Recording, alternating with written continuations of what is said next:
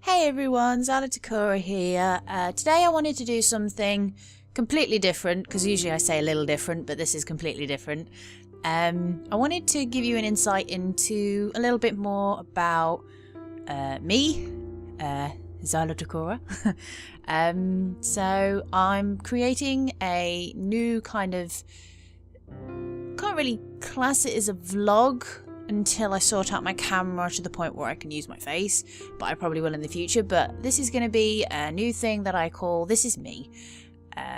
And the first part of the kind of vlogging of me, I guess I could class it as, is about basically what my channel's mostly about, which is video games. So this is Me, part 1, video games. So video games are pretty much one of the big things in my life right now. They didn't used to be. When I was very young, I was more about playing with the dolls, and I had all my soft toys and things like that, and I used to play with them. I used to hang out with friends and things like that outside, and I'd do a lot of outside stuff at school when I was younger and stuff. Growing up, I did have games around me. My dad had a PlayStation 1 and he used to play football on it and things like that. And I can't remember for the life of me what it was, but it was like some kind of Sega drawing pad thing. I don't know whether any of you guys had it. You used to click in books, and you had like a pen connected to it, and you could draw on the screen.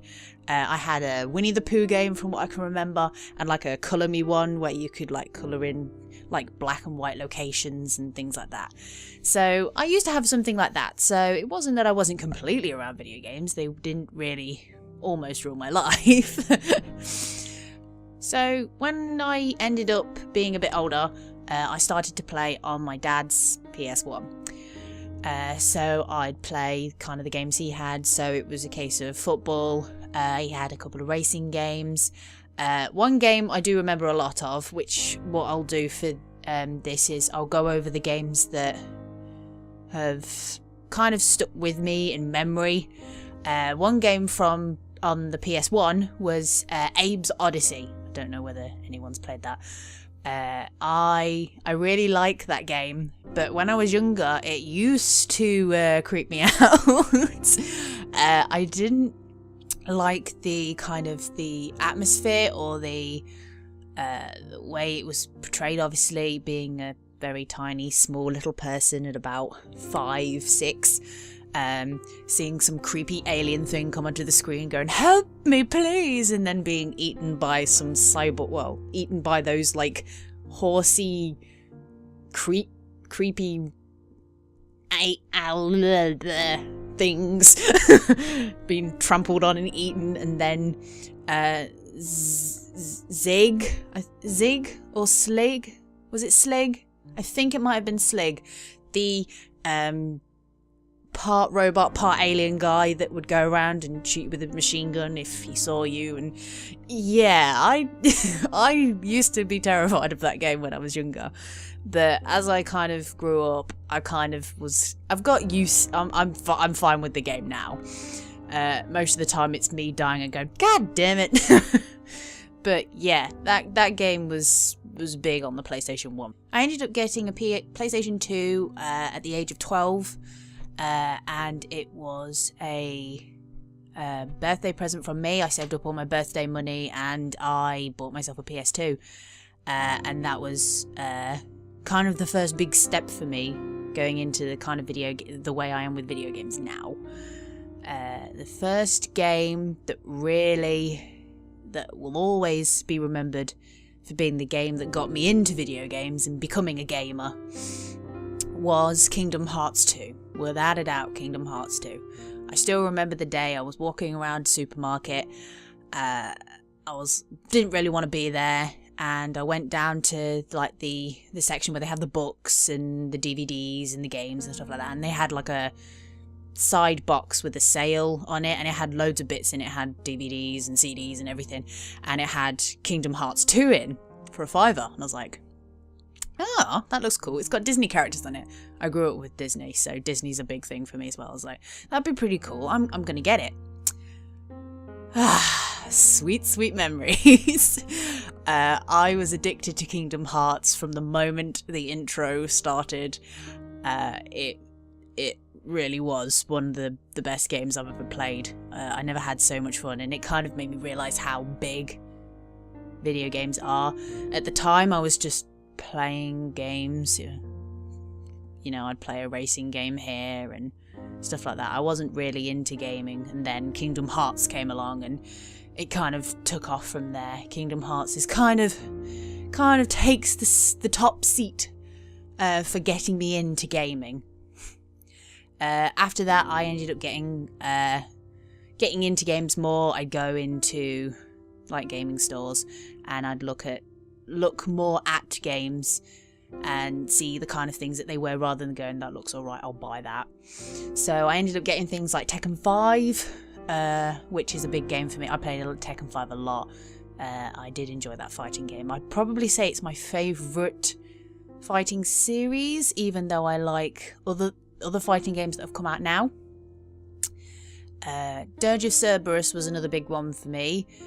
That got me into like the Final Fantasy era kind of thing, and basically has helped, along with Kingdom Hearts 2, because obviously that has the Final Fantasy characters in, to kind of fund my knowledge of Final Fantasy 7. Basically, I know the entire story start to finish. Oh, that's the only problem with me. If I really like a story, I get that involved and want to know everything I humanly can about it until there's nothing left to be learned. So I'm kind of a researcher in that respect.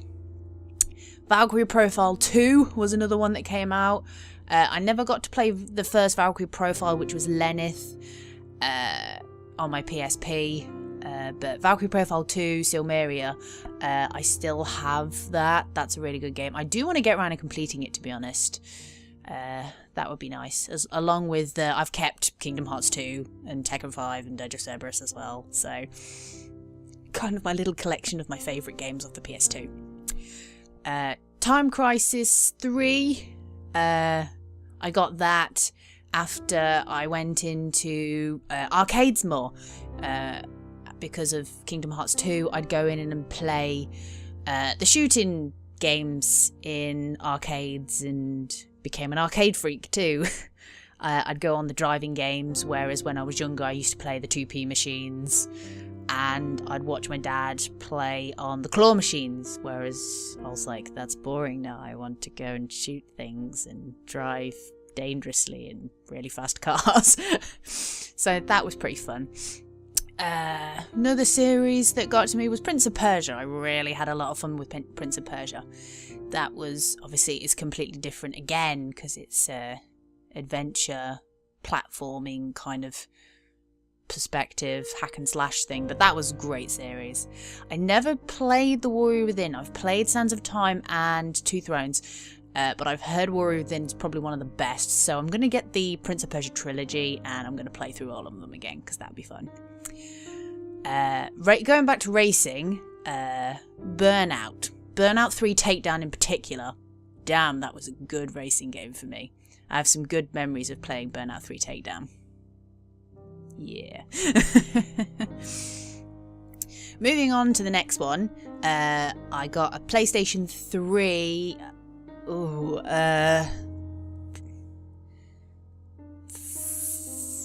I'm trying to remember how many years. 7 years ago, I'm guessing.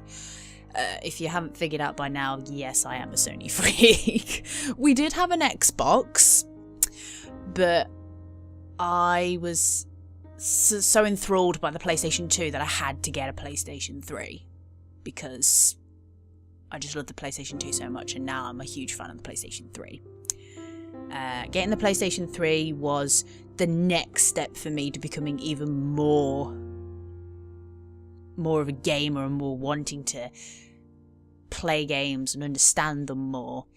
I actually remember when I went to get my PlayStation, my cousin's boyfriend was selling his because he didn't want it. He was going to go back to the Xbox. shame on him. No, not really. I've got nothing against the Xbox. And he had one game in particular for me that I'll talk about in a second, Uncharted 2, and that was enough to get me hooked.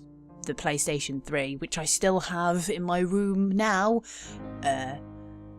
is still a really big console thing for me. So yeah, PlayStation 3. Whoop whoop. Going back to the game, Uncharted series in general, 1, 2, 3, or in my case 2 to 3, because I didn't really like 1, because I played 2 first, because that was the game I got with my PlayStation. Because I didn't have a telly in my room, like a proper telly that I wanted to plug into it, because I was going to get a proper HD telly at Christmas time. I had to leave it downstairs for a couple of weeks before Christmas. So I'd be like, can I play on the PlayStation 3? And they'd be like, yeah, sure. So I'd be sitting there playing away on this big screen, and I'd be like, oh, it was so many good memories. Uncharted was and still is a really big game for me. I love the Uncharted series. The thing about 1 was I went to get Uncharted 1, but it just wasn't the same playing 2. If you want to enjoy the whole series, you have to get 1 first, because the combat style in 2 is so... it's much more smooth, and the controlling system's easier, whereas if you start with 2 and then go to play 1, it just doesn't... ugh. I was like, I can't play this, it's so different. I probably didn't give it enough credit where it's due, so I will probably get 1 and force myself to play 1 one day. 3 was obviously another step, graphics wise, from 2 to 3. It was... but out of all 3 games, 2 will always be my favourite. 2 just had something that 1 lacked, and 3 didn't have that same feeling. Probably because I played 2 first, but hey ho, 2 is the winner. Another big series, Assassin's Creed. Yeah, that was the game I bought when I had my TV sorted, and I was like, yep, I'm gonna get Assassin's Creed. Assassin's Creed. Wow. Assassin's Creed was obviously completely different again. To go from Uncharted to going shoot, pew, pew, around the same time period that we're in now and stuff like that, to going back to Jerusalem in the 1100s and stabbing people with a little tiny blade underneath like a wristband thing. It was completely different. I did enjoy 1. It was a shame that I never got to completely finish it. I did end up getting given 2 for my birthday though, and 2, probably 2's my favourite. I did enjoy 2. I have Brotherhood as well, but I've not really played Brotherhood, so yeah. I've got the book for Brotherhood and ended up reading the book, which is probably stopping me from playing the game Brotherhood, because I know what's going to happen. So Assassin's Creed, yeah, is a good series, but I've only played 1 and 2 and started Brotherhood. But from what I've seen, and I know kind of just from playing 2 alone, that the Assassin's Creed series was really good for me. So, on to the big game on the PlayStation 3 that made me rethink everything again, just like Kingdom Hearts did, was Heavenly Sword. It came out in 2007, made by a small, amazingly awesome, fabulous, super duper, I'm slightly obsessed with them company called Ninja Theory. And it was just phenomenal. I picked it up because I was interested in the cover, and I was like, hey, it's got a girl on it. I haven't played a game. Can you play the girl? Oh, you can play the girl. Oh, that'd be cool. Ah, man. It was so much fun. The characters were so interesting. The story was just so... it was just a great narrative, and damn, stabbing people was so much fun. It was just such a good game for me. I can't applaud it enough. They did so well in making it. I mean, even though it was only 6 hours, it was just amazing from start to finish, and I've still replayed it again and again just because I enjoy it so much. It was really, really, really amazing. I can't say enough good things about it. Ninja Theory definitely are my favourite company. Going on to the next game they brought out in 2010, Enslaved. That was a completely different approach, and Heavenly Sword was like Eastern ancient time, and Enslaved was in the future based on one of the original Chinese books of the Journey to the West. And it was just so pretty. That was the thing I saw. As soon as you got into the main area you were in, New York, like 150 years after World War III, it was just astoundingly pretty. Oh, it was great. And Andy Serkis, who played the King Bohan in Heavenly Sword, came back to do Monkey, the main character in Enslaved. He was amazing. He got Lindsay Shaw to play XylaTakura, and I used to watch her in Ned's Declassified School Survival Guide. I'm becoming a nerd right now. And that was awesome too. The characters were just so good together. Nerding time. The next Ninja Theory game that I loved was DMC Devil May Cry, which came out in 2013. The things I heard about it when it came out, I mean, the first E3 trailer was different. It was still good, I liked it, but it was obviously completely different. And everyone had a dicky fit because I'd played Devil May Cry 4 before I'd seen the trailer and everything, so I kind of had a little understanding as to everyone's perceived look and acting of Dante, and how he was like a laid-back dude with white shoulder-length hair, and he was the cool guy. Obviously, I never played 3, so lots of people hate me. But I played 4, so try not to be too hard on me. But that was kind of a thing. Everyone was saying, oh, we don't like his appearance, he looks horrible, the game's going to be bad. But I still kept faith because Ninja Theory hadn't let me down yet, and I was glad to have kept with them because everyone that played DMC didn't turn around and say it was horrible straight away. They still had a couple of negative things they didn't like about it that much, but everyone could say, yeah, it was good in this respect or that respect. I loved the game completely anyway. It was nice to, considering I hadn't played DMC 3, to see kind of a way Dante became Dante, because I didn't see that. So it was nice. They got Tim Phillips to do Dante. He was pretty cool. Unfortunately, I can't remember the guy's name who did Virgil, but he did a fantastic job. Or the girl who voiced Kat either. Yeah, those 3 characters were really, really good. Combat-wise, obviously DMC was like awesome. It was so fluid in the movements of jumping between, I think there was like 6 different weapons you could choose. It was ridiculously amazing.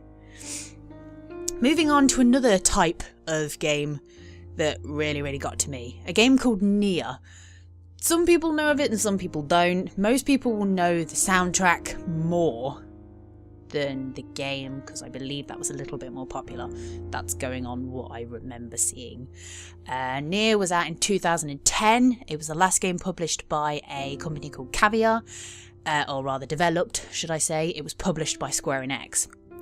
And I really, really, really liked that game.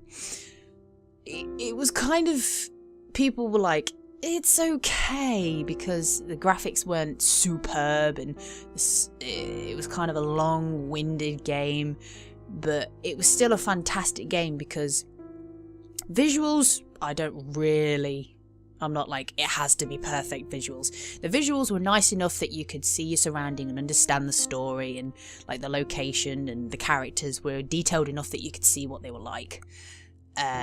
It was the story and how interesting it was, because the more you got into it, the more questions that just arised from strange little scenes you saw. The characters in particular and the music were the two things that I really liked about this game. Character-wise, the two of my two favourite characters, Grimoire Weiss, voiced by Liam O'Brien. As you've probably figured out now, I am a huge voice acting nerd for a very special group of people that I love to pieces. And Laura Bailey, who is amazing as well. She voices Kaine. I'd love to be able to say I remembered the people that did Emil and the guy you play, the father, or he's actually called Nier, so I don't know why they give you the option to name him, but hey ho. Those guys were really good as well, but the interactions between Kaine and Grimoire were amazing, because he would be like having a go at her and she'd just swear at him and stuff. It was just great. Music wise, I loved the music so much. I bought the soundtrack. I can't say enough about the music. It's so different. Every single song is different. It's got a different vibe, different emotions, different instruments in it to make it just completely unique and individual to every other song in the album. There's like 46 songs in the album. And a girl called Emmy Evans, who's from Britain, wrote, or rather created, songs from multiple different lyrics to create futuristic songs that, because the amount of time that passed in Nier, there's like thousands of years, how people didn't really understand the languages anymore to be able to interpret what they were. It was just amazing. It was absolutely superb, outstanding. I can't applaud them enough. On to my next thing that I did. We'll go into the subject of Skyrim. Skyrim was huge when that came out. Huge, really popular. Everybody really, really liked it. I never played Oblivion, but everyone loved Oblivion too. But I played Skyrim and I really liked Skyrim. And two other games of similar type to them. The original Dragon Age Origins, I have the Ultimate Edition, which I will probably never complete before I die, and Dragon's Dogma when that came out. The reason I'm putting these three together is because they, for me, are different but so similar at the same time.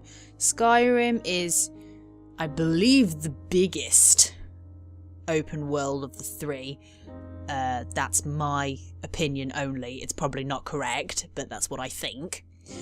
And although I loved Skyrim and I played through it and I completed like the Companions Guild and the Brotherhood and the Thieves Guild and all that kind of stuff, and I did the main story with all the dragons and things. After I'd done things like that, it just didn't seem to hold my attention. It kind of got to the point where I was going to different places and wandering around, and I was like, I don't know why am I here? And I end up going to another game. Dragon Age Origins, when I got that, after being pestered by friends who were like, it's great, just get it. I got the Ultimate Edition, and I played that non-stop for a while, and then I ended up getting another game, which I can't remember what it was, but that took my attention away from it. And now I just can't seem to go back because it's been so long. I can't remember all the choices I made, I can't remember all the actions and things like that. And compared to the next game, Dragon's Dogma, it's probably just because it's been so long. It's going to be a case of me having to restart it, but the thought of restarting it is just a horrible thing for me because I'll lose all that I've done. So that's kind of a thing where I've not really gone back to Dragon Age. Dragon's Dogma, which is probably more victorious of the three. Some people will probably disagree with me. Probably most people will disagree with me. But I really like Dragon's Dogma because unlike Skyrim, it can hold my attention. I have got to the point in the game now where I don't really have that many missions, and I'm kind of wandering around trying to open the map so I can see pretty much most of it. But it still holds my attention because I like the combat system. I like the fact that you can create your character. Obviously, you can create your character on all 3 games, which is probably why I put them together. You can create like a pawn companion to be with you, so that's another thing. You can create 2 characters rather than just the one. And I just love the interactions between all the characters, like all the pawns, and the fact that it's almost like you're on a school trip with children. Because you could be walking down the path, heading back towards the main city, Grancis, and all 3 of them, each after each other, will say, "What a large tree." And you're just like, yeah, how many times have we walked this path? 50 times, probably, at a guess. Every time we walk past this tree, you have to state how big it is. I don't understand why, but for some reason, that infuriation with them makes me love them so much more. It's a love-hate relationship. But for me, I'd probably say out of 3, Dragon's Dogma is on top for those reasons. On to another game, because I'm going to keep going with this. I'll be surprised if you're still here at this point. I've probably bored you all to tears. Resonance of Fate. Resonance of Fate came out in 2010. I had to guess. I believe it's the correct guess, though. And that was really, really, really good too. Like an RPG role-player game with 3 characters. Thing that got me was the characters really worked well together. The story was squeezed out so slowly to you that you had to play so you could see more cutscenes to understand what was going on. Combat for me was great. I love the idea of the strategical combat. I just wish it wasn't so hard and hurting that when you die you have to pay to retry, but hey ho. I'm actually surprised how far I'm getting, to be honest, because for a while I was stuck on the first couple of chapters because I don't farm enough. So I forced myself to farm, and now I'm not doing too bad, to be honest. I know there's loads of people I've completed that game. I'm level 300 or something, and I'm like, well, kudos to you. I'm level 50 and I'm enjoying the game. That's all that matters. So, Resonance of Fate, that was another good game for me. Saints Row, people. There's kind of a thing. You're either a GTA or a Saints Row. I am 100% Saints Row. There may be people in between of GTA and Saints Row, but I am 100% Saints Row. I did play GTA. I played San Andreas and Vice City, and 3, and some of the older ones, like 2 when I was growing up, with some friends of mine. But when I got Saints Row the 3rd, everything changed for me. GTA just became too serious. It was like, oh, go away with your seriousness about stealing cars and stuff. Hey, check me out. I've got a giant purple dildo and I'm hitting people in the face with it. Saints Row's customization. Obviously, I know you can customize characters in GTA 5. And you can customize, obviously, characters in Saints Row 3 and 4. But Saints Row just had that humour. I think it was the humour for me that just kept me playing. The humour between the characters in your gang, your character themselves. The story had humour. It was just so thought out. It was hilarious. And then 4 just took it to the next level, where you start off saving the world by climbing on a rocket going into space, and then you become the president of America.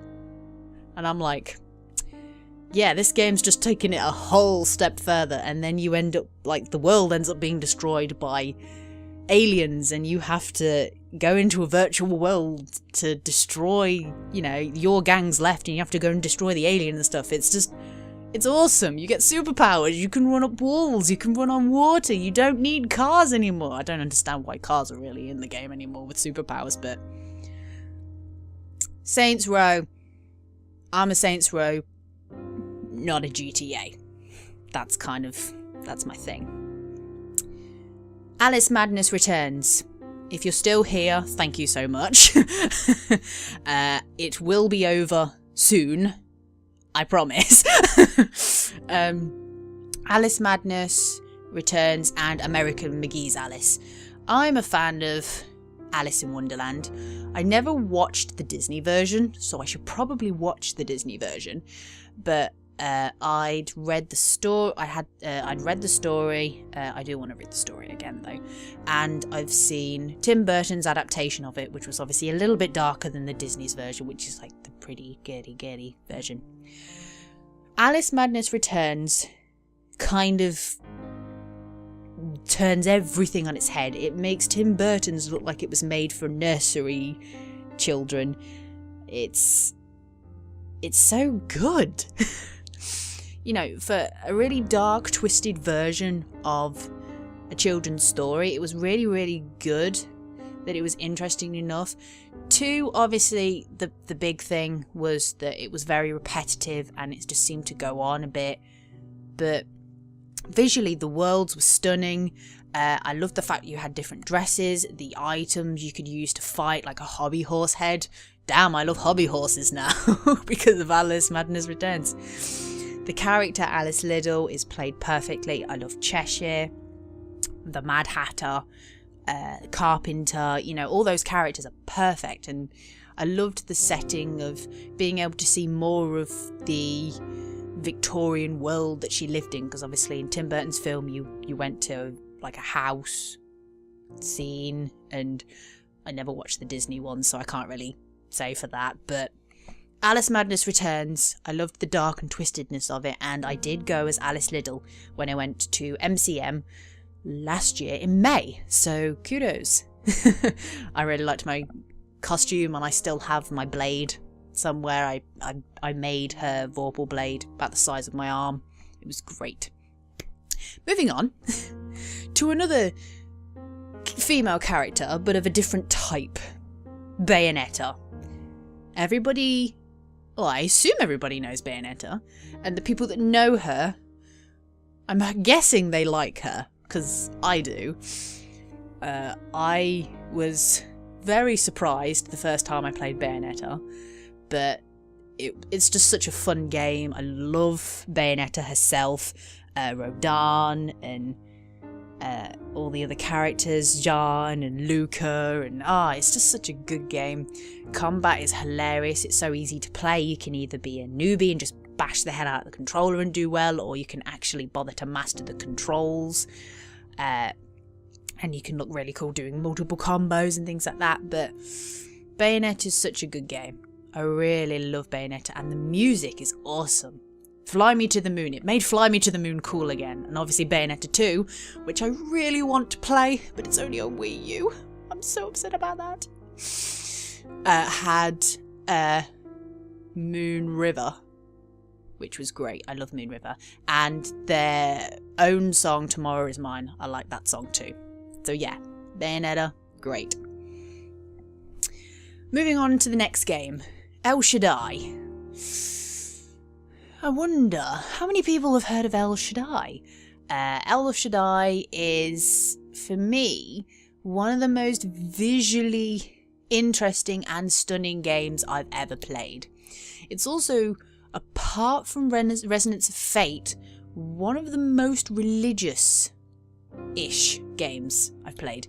It's based on the book of Enoch, which is Moses' great-grandfather or great-great-grandfather, about him stopping the flood of everyone obviously being drowned to death.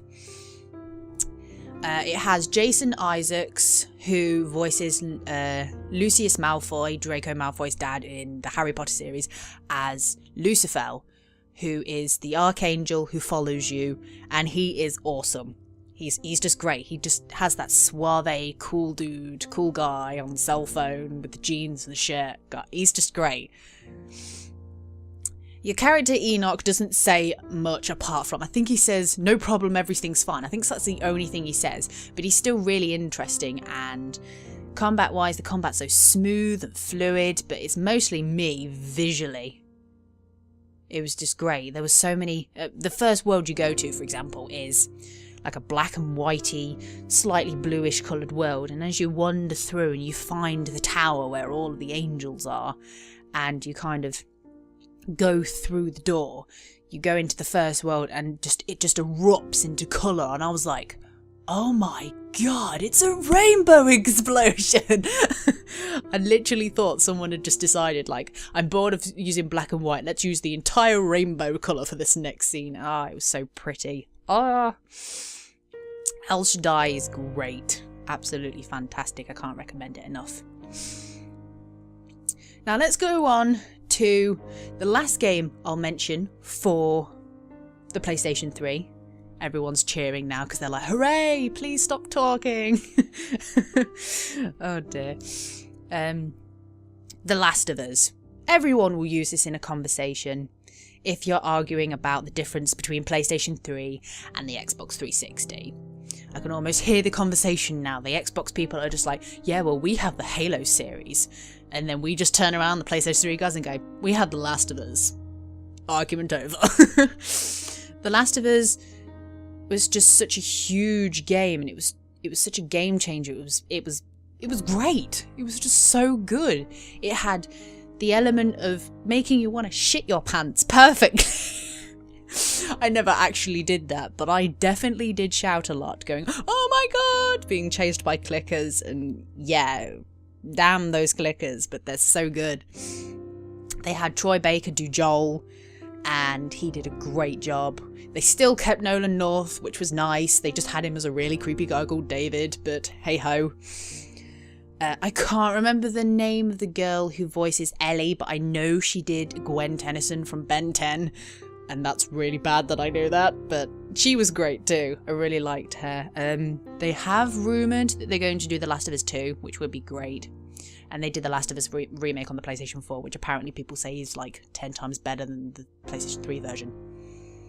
So I'm going to have to get that. So I'm just going to quickly talk about the other game consoles I have. I won't go into detail like I've done with the PlayStation 3, guys. I had a DS, and I now have a 3DS. And when I didn't kind of have that much on my PlayStation 3, or I was away on holiday and stuff, my DS would be my go-to thing. I'd have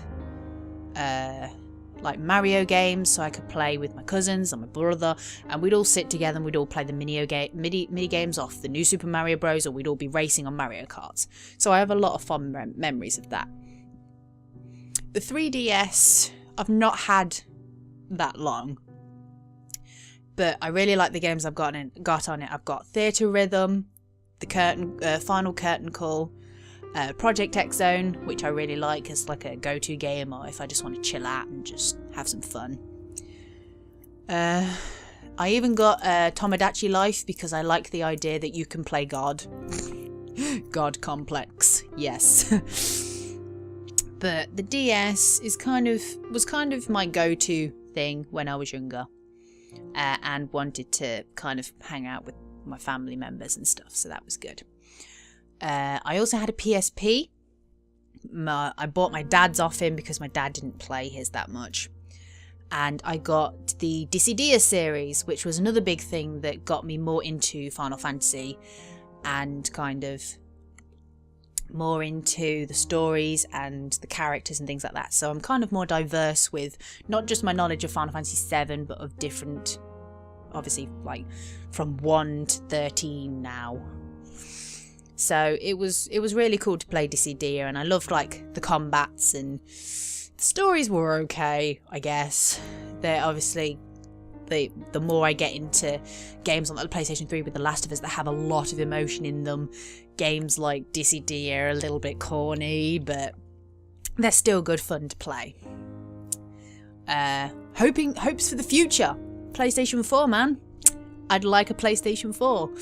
I would like a desktop first though, because at the moment I'm having to record everything off my laptop, And it'd just be nice to have something that I'd have more space on, so my laptop won't one day explode when I turn it on. That's kind of the big thing. But PlayStation 4, it's got some really big stuff. Kingdom Hearts 3, obviously I'm a huge Kingdom Hearts fan. I have the final mixes of 1.5 and 2.5.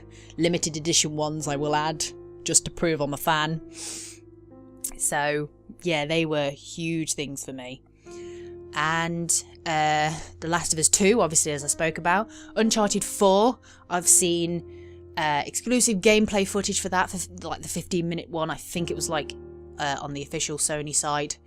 That looked amazing. It had kind of the thing of the Tomb Raider they released last year or the year before that, and I really liked that Tomb Raider as well, and they're bringing out a new one for that, and that's supposed to be good.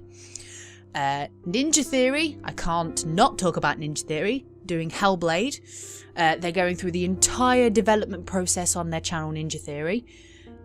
It's great to see a company that wants to kind of show people what they're up to and things like that. I know most companies don't want to, because obviously they're worried people will nick their ideas, and that sometimes they may tweak things completely out of proportion. But I just love Ninja Theory's ideas on the future of gaming and the stories they create. The people that make these games are just phenomenal people. I can't thank them enough. So, on to the main question, if you haven't figured out already. Why are games so important to me? The main thing for me is kind of... it just takes me away from the real world. I know a lot of people think that's a bad thing, but sometimes when I'm really down and something's happened, or I'm just not feeling 100%, I'm feeling emotional and stuff, I always turn on my PlayStation and I'm just swept away into something else. I don't have to bother about what's going on in my life or what's going on around the world. I can just focus on this one character or characters and their adventure and just be in it with them, and then I just don't have to think about things. It's nice to take your mind off it. I know there can be a point where you can be too involved and really forget the world, but for me, the reason why I like games is just because I can just go somewhere else. That's the main thing for me. It's a really big thing for me. Video games, have they changed me? I'd like to think they have. I feel that I'm more creative. I feel that I want to be more creative, because I've seen people like Ninja Theory through all their development processes, and other people showing off like snippets of when they're doing sorting out animations and things like that. I want to be like them. I want to show what I have to offer to the world. It's just such a hard thing to do, because I'm still trying to find my way in the world. But I'm hoping one day I'll get there. But yeah, games have changed me. They make me want to enjoy the things that I feel I'm good at, being creative and using my imagination to create something completely new and wonderful and things like that. It's what made me want to start writing again. I'm writing a story at the moment. It's because of playing games and seeing all of their stories and being in the stories, reading them, watching them, playing them and things like that. It's just made me want to kind of go, this is what I can do, whether people watch it or see it or read it or play it. This is what I can do. That's kind of important to me. So, after my incredibly long-winded talk on that, my god, I've been talking for 45 minutes. I'm so sorry, guys. But thank you to anybody that bothered to stay around for 45 minutes to listen to me babble on. I'm hoping I won't be on as long as that ever again. I'm so sorry. But as you can see, video games are a really big thing for me. But thank you for listening. If you've listened this long, I applaud you. You have a level up and you get 1,000 XP points to spend on what you wish. I'm so proud of you guys. In fact, here, take some trophies. In fact, have a platinum trophy and some really cool super special ultimate weapons as well, and armor and stuff. Here you go. So yes, thank you for listening, and if you liked this video, even if you didn't listen to all of it, just let me know. Click the like button or just leave me a comment, and obviously if you enjoyed it enough, I'll do it again, and I'll do it on another topic. So you can either ask me some questions and I could do a bit of a Q&A thing, or I can choose another topic to talk about. So just let me know what you think, and I will see you in the next video. Bye guys.